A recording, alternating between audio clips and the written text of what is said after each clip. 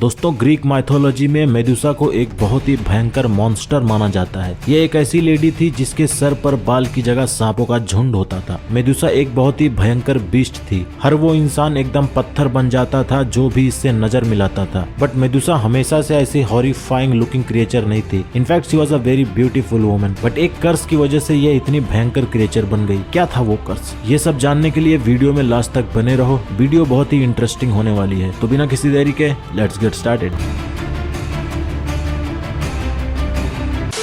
Fact number 1 दोस्तों, Greek mythology में मेदुसा एक बहुत ही खतरनाक गोर्गोन थी। ग्रीक माइथोलॉजी में गोर्गोन एक तरह का मॉन्स्टर होता है जिसकी बॉडी ह्यूमन फीमेल की होती है, बट सर पर बाल की जगह सांपों का बसेरा होता है और इनके पास ऐसी पावर होती है कि जिस किसी की भी नजर में ये नजर मिलाते हैं वो इंसान पत्थर बन जाता है। फैक्ट नंबर 2 दोस्तों, मेदुसा इतनी खतरनाक बनने से पहले एक बहुत ही खूबसूरत प्रीस्ट थी, एथेना। ये एक रोमन गॉड है और मेदुसा इन्हीं की पूजा करती थी और सारी जिंदगी बस एक प्रीस्ट बने रहने का वचन लिया था। बट ऐसा माना जाता है कि मेदुसा इतनी खूबसूरत थी कि even goddess Athena was also jealous of her. और इस माइथोलॉजी के हिसाब से उस वक्त वर्जिन लेडी को एकदम पवित्र लेडी माना जाता था। मेदुसा की खूबसूरती के चर्चे इतने थे कि गॉड अथीना को कोई पूछता ही नहीं था। सब मेदुसा की ही तारीफ में लगे रहते थे। और एक दिन हुआ ये कि पोसाइडोन, जो कि एक ग्रीक गॉड है, इसने अथीना के टेम्पल में मेदुसा का रेप कर दिया। उसके बाद Medusa fell in love with Poseidon and Medusa ने पोसाइडोन से शादी कर ली। बट इसके बाद गॉडेस अथीना को बहुत ही गुस्सा आ गया और इसने मेदुसा को श्राप दे दिया और मेदुसा की खूबसूरती छीन ली और इसको एक बहुत ही खतरनाक मॉन्स्टर में कन्वर्ट कर दिया। फैक्ट नंबर 3 दोस्तों, कुछ लोगों का मानना है कि कर्स के बाद मेदुसा कुछ पल अफ्रीका में बिताई थी और यहीं पर मेदुसा के सर से कुछ स्नेक्स गिर गए और इसी वजह से यहाँ पर स्नेक्स ही स्नेक हो गए।